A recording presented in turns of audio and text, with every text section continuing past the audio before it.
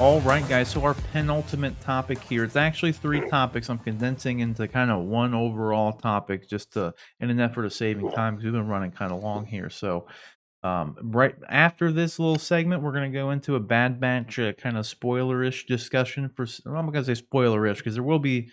We will be discussing what occurs in the show, so there will be spoilers. But to me, it's not really a kind of show like it's not like WandaVision where you like I don't know. The things happen and they just kind of happen. I mean, it's not really like, oh, I can't believe you ruined it. I can't believe Bruce Willis was a ghost at the. It's not really that kind of story. So, either way, but these next three topics are still in the world of the MCU ish.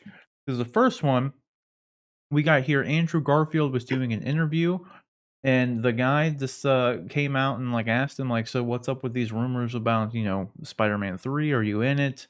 There's been rumors of you and Toby going to be in it with we got Alfred Molina. We're coming back as Doc Ock. Jamie Foxx has said he's coming back as Electro, and obviously the other rumors kind of spurred that. Okay, Andrew Garfield and Tobey Maguire they're in it too, and Andrew Garfield flat out says he's not in it. He didn't get the call. So and he says like if I was gonna be in it, then I would have got a call by now. But I mean, as John stated earlier, it could be playing coy. The actors, they're not really allowed to say these kind of things if he's under lock and key. Because like I will note that shortly after this interview, I think it was the next day, he was doing another interview, and someone asked him the same question, and he answered it very differently. Like he didn't say like, "Oh yeah, I'm totally in it." He said something more along the lines of, now I forget what he said. But he just, like, kinda casually said no, which was, like, very, very different than he was very exaggerated in this interview, like, it was just a very different comment, so that's just kind of one thing to note. Another topic here, or another the other little mini story here is that Doctor Strange, a lot of people were wondering, like, why was he absent from, WandaVision, especially considering the fact that he is the Sorcerer Supreme, and she is a magic user, and normally, something like occurring, like, the events of WandaVision, like her like the level of power, magical power at that she was putting on display there, probably would have piqued the interest of said Sorcerer Supreme. Now, there are also narrative reasons you could come up with as to why he wasn't there because, you gotta think this was very shortly after everybody returned from being dusted, so he's probably got a lot of work to do as the Sorcerer Supreme in general. But the biggest reason that, kind of everybody should really just kinda get through to their heads is that this was Wanda's show. Like, you know what I mean? In Falcon and Winter Soldier, it took place in New York. Doctor Strange is in New York too. So is Spider-Man. Like, they didn't show up in that because it was Falcon and Winter Soldier's story. That's like the biggest flaw that comes with these shared cinematic universe things is like you're watching, a Spider-Man movie and everyone's just like, why didn't the Avengers come and help him? Well, it's a Spider-Man story. That's why. Like and a lot of times it's just that simple. That's I love shared cinematic universes. Don't get me wrong. But we go through every movie, like Aquaman. Why didn't Superman come help him? Because it's an Aquaman movie. Like that's why. But Kevin Feige actually did have some comments as to why he wasn't in this, and he did reveal that he actually was supposed to be initially in like the first couple of drafts of everything. The most interesting bit in this, in my opinion at least, was that those commercials that were being played during like the show WandaVision part, so not like the show we were watching, but the show she was putting on for like everyone in the outside world, and then those commercials would play. Those commercials that were playing inside the whole sitcom loop were actually initially supposed to be being sent by Doctor Strange to Wanda to like try to get through to her, which was an interesting scenario in the sense that like one of the biggest like looming questions outside like once WandaVision was over was really like what the hell was the point of the commercials? Like why were they happening? And like that question never really gets answered. Like because they were all I mean the one thing you obviously noticed throughout them was that they were all referring to like actual events that happened, outside of this world, things that actually affected Wanda. Like there were references to Sokovia, Hydra, all these things. So it does make sense that Doctor Strange, like, kinda trying to put, like, an image in her mind to try to snap her out of it. It makes some sense. It still is, like, kind of a weird choice of him to do to, like, make them be commercials in the sitcom world, but that would just kind of flow with the narrative, I guess, of what they were telling, so, like, I can get on board with that. But the things that Kevin Feige did actually say in this interview as well was, like, some of the de facto reasons as to why Benedict, Benedict Cucumber Man did not show up in the show was that, primarily, it would have taken away from Wanda, which is what we didn't want to do, which he's absolutely true there. If you would have brought Doctor Strange in, that's all everybody would have been talking about. Like, if at the end of the show he's having the whole showdown with, Agatha Harkness or Mephisto if he would have showed up, whoever, but then Doctor Strange comes in, it's like, "Oh, okay, cool, now it's this Doctor Strange's thing," and then it also going into the next comment that he made was, "We didn't want the end of the show to be commoditized to go into the next movie, because we know this is gonna, like, this everything that kinda happens here is supposed to flow into Doctor Strange and Multiverse of Madness. We know that Elizabeth Olsen is reprising her role as Scarlet Witch within that film. So we knew that going into it, that, like, this and Spider-Man and Doctor Strange were all, like, connected in some ways. There were other articles saying that, Loki was supposed to be connected to it in some ways as well, but we'll just wait and see. But nevertheless, had Doctor Strange showed up into it to save the day, it really would have made it seem like Multiverse of Madness the prequel, like, in a lot of ways, it really would have. Like, he's definitely not wrong to say it would have just made it seem like it was a commodity at that point, like, the show only existed to lead into Doctor Strange, the sequel to that. So I totally understand that. And then obviously there was a lot of fucking people out there who were hanging on to his "Here's the white guy, let me show you how her power works" line as some sort of, I don't know, like, social justice kind of thing, and it's like, no, because that's what he's saying here is, that's exactly what people in, like, would have written articles about. They would have been like, "WandaVision was great all up until, like, classically, like any other story, they had to have the white man come in and save the day." It would have happened. Like, it totally would have happened. He's not saying that's why they didn't do it.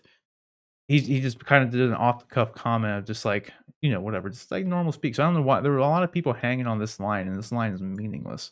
Means absolutely nothing. Like, Marvel has done, like, 20 some odd movies with white men in the lead, so they don't have anything against white men. Like, it's ridiculous. Like, I don't know. Moving on though, that's not really the point. So, it would have been cool to see Doctor Strange show up, sure, but I totally agree with the decision to take him out. It wasn't really needed by any means, and it totally would have taken away from Wanda, and it really would have made the show itself overall seem like a commodity that just was only there to lead into Doctor Strange 2.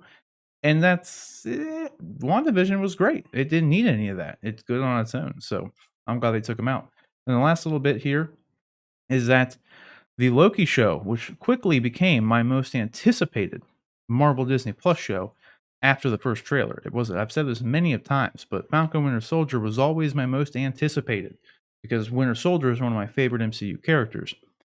But when Disney did that whole shareholders, press conference thing where they actually debuted the first trailers for, I think we already had a little teaser for WandaVision, but they released the first trailer for Winter Soldier and then the first trailer for Loki. The only trailer that I thought was really good was the Loki one. When I saw the Falcon Winter Soldier one, I was just kinda like, "Okay." But then I saw that Loki one. Dude, that thing, like, blew me away. I don't know why. 'Cause it may have just been 'cause my expectations were really low for Loki. They were low key, if you will. Mhm. I had low key expectations. Um, but that may have had something to do with it, and it's not because I don't like Loki. I love the Loki character. We've just had so many stories with, like, Tom Hiddleston's Loki in it that I kind of just, in my head, knew what to expect from it. So it wasn't really on the top of my list of like, "Oh, man, I can't wait to see that." I was excited for it because I know it'll be good. I like Tom Hiddleston's Loki. He's one of the best, things in the MCU. But once I saw the trailer and actually got a feel for where they were going with it, Owen Wilson looked great in it. Got me really hyped for it. So I'm glad that it's getting bumped up just a couple days. It's going to be debuting on Wednesdays now, though, and not Fridays. Which, Rick, I got a question for you here, actually, before we actually start diving into these and getting everyone's thoughts on them, because you kind of heard me ramble on about everything for a minute. Um, with them bringing this show off of the Friday date, because it was gonna come out on June 11th, which was a Friday. Now, if you recall, Mandalorian was on Friday. WandaVision was on Right. Friday. Falcon Winter Soldier was on Friday. Mandalorian Season 2 was on Friday. The Bad Batch is on Friday. Yeah. It's gonna be kinda weird, like, not having the show on Friday. What do you think the reasoning for them moving it up is? Do you think it's gonna be weird? Like, what are your thoughts on that? Because it's kind of like I don't know, interesting that they moved it up like that. I honestly have no idea. At first, I was like, maybe they did it because it's like mischievous, like on a Wednesday versus a Friday, Loki mischief, you know? We're Uh, low key moving it up yeah, 2 days. yeah. I have no idea. It's a weird decision to decide Wednesdays of all days, but I mean, there's been other shows I've watched throughout time where it's like they come on every Thursday or every Mhm. Tuesday or whatever for the new episodes. So I don't think it's like weird or anything like that. They just chose a different day. Yeah. Well, the only thing I think that makes it's gonna be weird as a view. Like, I've come to expect my Friday mornings, you know what I mean? Or Oh for some yeah. people on the West Coast, like, they can stay up till midnight because it comes on at midnight for them, like, you Yeah. know what I mean? Like, so I I've mean, just come to kinda, like, Friday's the day, like, it's Friday and, like, a new episode of TV, like, freaking Marvel show or a Star Wars show or whatever, and there it is, and, like, now it's Wednesday. right. And It's kinda weird. I don't think it's gonna affect the way anybody watches it or views it or anything like that though. No. Well, I think honestly, um, one of the They were Disney had a lot of issues with, like, server load, and, like, my guess here, this is a complete guess, I have no idea, but there were people, like, who would stay up till midnight to watch it, for instance, on the West Coast, to watch any of these shows. They would get an error trying to watch it, and they'd have to, like, restart Disney Plus, and it would even force sign them out of the application, which would be a huge pain in the ass. So Yeah. they'd have to, like, they just had some errors, and it was because there was so much traffic on the servers, you know what I Yeah. mean? So I get that. I mean, yeah, a lot of people wanting to watch it. right. So I think maybe them moving it to Wednesday will subdue that because Friday, Saturday, and Sunday would presumably be the most heavily trafficked days, you This is know? true. So that's kind of my guess. I don't know if that's It's an exactly. experiment maybe on their end just to see if Yeah. it changes anything. Yeah, because I've heard some people think like, well, it's because Bad Batch is like, dude, I don't care about the Bad Batch, dude. No. Like, that's a completely different thing. Like, the Right. Bad Batch is a cartoon. A fraction of the people who are going to watch Loki are watching the Bad Batch. It's not. Right. That's not a one-to-one comparison. If they were going to move anything because of that, they would just move Bad Batch to Wednesday. Like, Yeah. and they would let Loki keep the slot. Like, that's not a thing for there. So Yeah, I think Loki would take precedence over Bad Batch. yeah, and Bad Batch is good though. We're gonna, It's like I pretty said, good. our review's gonna come up here right after this here segment though. So, but John, you hear me ramble on for 10 minutes about all these topics here with Andrew Garfield coming, saying that he's not in it. He did say, even though the comments were different in the second interview, that I forgot where it was, or I'd pull it up. He said no twice, but they were very different answers.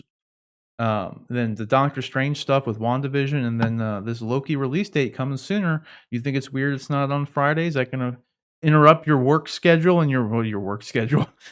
It's the TV show would always interrupt your work schedule, I guess, like technically speaking.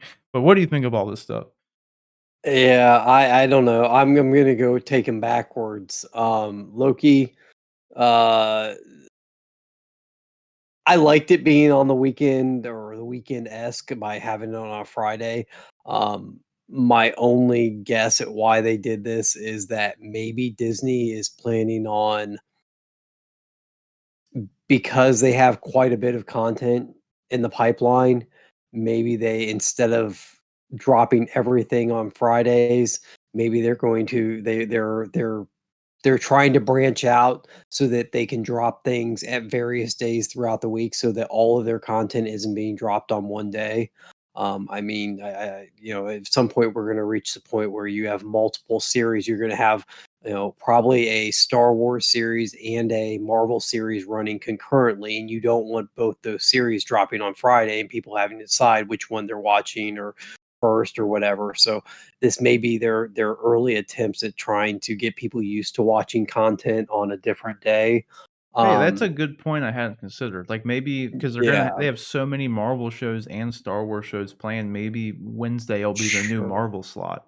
Yeah, and it may be, and there Maybe. may be other content for other franchises that aren't Marvel or Star Wars related. Maybe they're going to have new Disney shows coming out on Tuesdays or Mondays or Sundays. It could just be them diversifying the days at which they drop new content. Um, for me personally, I'm a little disappointed because I do have a ongoing commitment on Wednesdays throughout the summer, so my opportunity to watch Loki is going to be limited, so I'm gonna have to, like, stay off the internet for 24 hours until I get a chance to watch it, most likely on Thursdays, so, um, that's a little frustrating. They're messing with my schedule there, but, we'll see how that goes. Um, the Doctor Strange stuff, I mean, again, Kevin Feige, a smart guy. Like, obviously, you don't bring Doctor Strange. Like, it would have been a cool cameo. It would have been fun, sure. But like you mentioned, it was WandaVision. It was Wanda and Vision's story. Like, Doctor Strange didn't need to be in there. Um, they were telling a specific story about these specific characters, and it wasn't just a here's the preface to the next Doctor Strange movie. It was, here's these characters' actual story. The only other thing about that was you said the white men content or comment that Feige said, and like, uh, part of me is just like, I hear that and it's like, my God, I guess this is the world we live in now. Like, nobody will ever be able to say a single word ever again. You could literally go online and say the sky is blue today, and like somebody would be like, well, I don't live where you live and it's not blue, and that is, there's something wrong about that and we need to cancel you because of that or whatever. Like, it's just like, people, there are so many people nitpicking every little thing and like looking to get their 15 minutes of for fame, not because they're actually doing something that's helping make the world a better and more worthwhile place, but just because they caught somebody in a awkward statement or a phrase, a misphrasing of a innocuous comment that they were trying to make. So, I just, that kind of stuff just drives me nuts. And obviously Feige wasn't, I don't think Feige was making a political point by saying that. He was just trying to reinforce the idea that story wise, they did what was best for that particular story. Mhm. Um, and then the last one, what was our first topic? Andrew Garfield. Andrew Getting lost. Garfield's Andrew denying it. Andrew Garfield. Yeah, Andrew Garfield. Like, I will point out, it's so funny too. Like, Garfield said, "I did not receive the call. I think I would have received the call by now." And the guy almost pointedly asked him, I think he even says, I only watched the first one. I didn't hear the second interview follow-up that he did apparently, but I watched the first one and the guy even says like, "Yeah, I know, I have to ask though. It's like the easiest yes or no question in the world. Were you are you in it or whatever?" And Garfield doesn't even answer with a yes or no. He says, "I didn't get the call. I would have gotten the call by now." Like, okay, did they email you? Like, I mean, like, there's the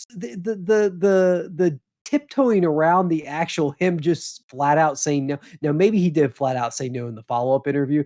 It was just one of those things where, like, yeah, the dude did a great job of tiptoeing around the question and giving an answer that could be read one way and could be completely truthful, but also interpreted a completely different way and that isn't truthful. But so it's just it's a silly game that studios and actors and media are playing now. You have all the media that wants to be the one to, I want to break the scoop. I want the exclusive, spoiler thing. And then you got the studio and the actors trying to protect, which honestly, if we had never heard about Electro and we had never heard about Doc Ock and we had never heard about Andrew Garfield, and we had never heard about Tobey and Maguire, and we had all just gone into this new Spider-Man movie, and these characters just start popping up, we'd be like, "Holy, what is going on?" Like, brains would be blown across movie theaters over the world because people were like, "Oh my god, what? That's Jamie Foxx. Where are you serious? Like Doc Ock, what is going on here?" So I it is what it is in this day and age. The internet has taken some of our joy out of movies, and actors and movie studios, I think, are fighting back in the ways that they can. That's not me saying I honestly think he's in it, and I think this is a big lie. I just if he is in it, the spoilers are it's already been spoiled for me. I'm not going to be as shocked as I would have been, and I also think that him saying what he said is kind of innocent and just a way for him to try and maintain some type of secrecy for the movie. Right, and I think I found the other one. He did an interview, and he essentially just at the end of it says, like, "Never say never." Like, Yeah. he's just very different about, like, the thing. He's like, "Yeah, I never got a call," and he said something along the lines of, like, "I've heard all the rumors. It's a cool idea, blah, blah, blah, blah, blah, blah, but I've said previously, it's not something that I don't," and then he's like, "God, I hate being given the responsibility of disappointing people. But yeah, no, it's not something I've been asked about by Marvel Studios or anything like that. But, never say never." So, but Okay. that in contrast to the first one he did, where he was just like, he was very expressive about it, and like, I Oh received yeah. a call, and he was like comparing it to like the werewolf game.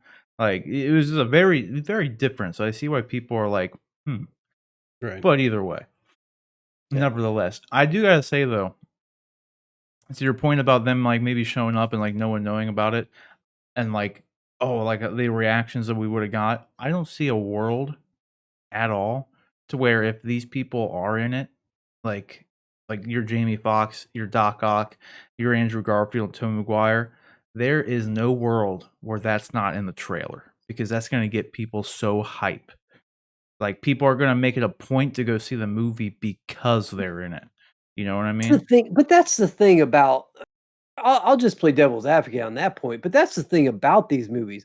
Like, you telling me, like, you need to get people hyped to go see a Spider-Man MCU movie? Like, True. those movies are gonna make 150 to $200 million opening weekend. Well, pre-pandemic, those movies are making 150 to $200 million.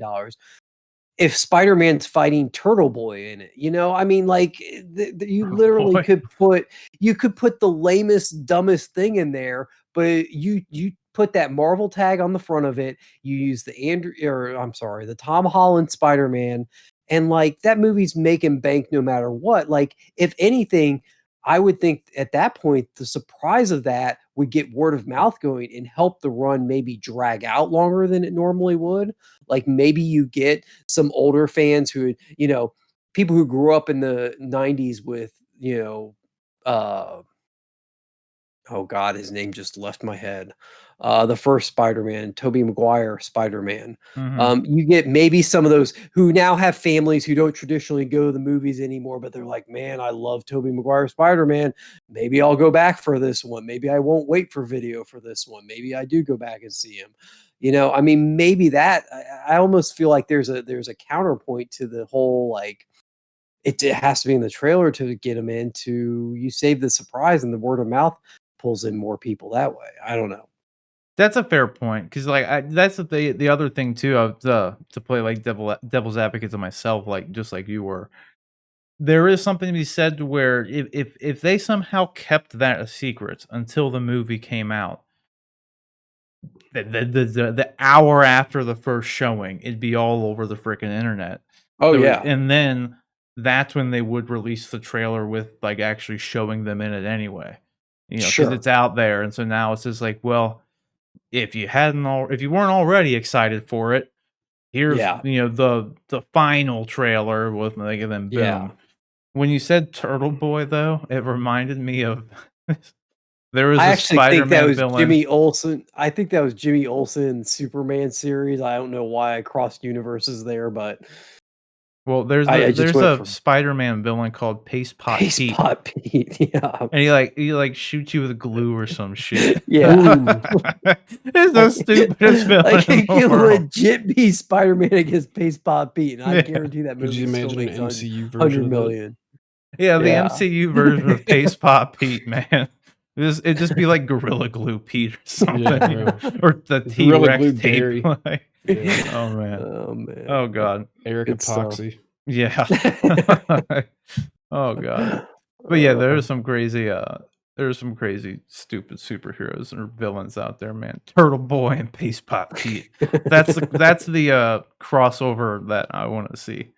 Turtle Boy and Paste Pot Pete rather. But yeah, I don't know. Regardless of the Spider-Man thing, I don't care if any of them's in it anyway. Like again, it comes down to just a good movie and a good story, dude. That's all I care yeah, about. Good story, good characters, you know. Andrew Garfield's my favorite Spider-Man, so I'd like to see him come back. But realistically, I same. I don't really care if he comes back for like a 2-second thing. That's just gonna like if he like jobs for the other Spider-Man, you know, if these other Spider-Men are in it, I want them to kick ass. Like, you know, I don't want them to come in and make Tom Holland look good. That's what I Yeah, don't want. Like so like yeah, that's it. So just please don't do that if they are in it, you know? Right. It's fine. Anything else you do is cool and I'd like to see him again, but it's almost kind of just like, you know, disappointing because you know, we'll never get to see what could have been with the Garfield trilogy or whatever it was gonna be. That Sinister Six movie that never happened, which I'm kinda glad it never God, happened with how they set it up, but yeah. either way, but Right. all right. Well, guys, question is, what do you think about all this information here? Do you think Andrew Garfield is just playing coy? You know, he's contractually obligated not to say anything. So, and even if he could say anything, would he say anything? You know, just doing one of those. What do you think about the Doctor Strange actually was in the initial drafts of WandaVision and was sending the commercials into her?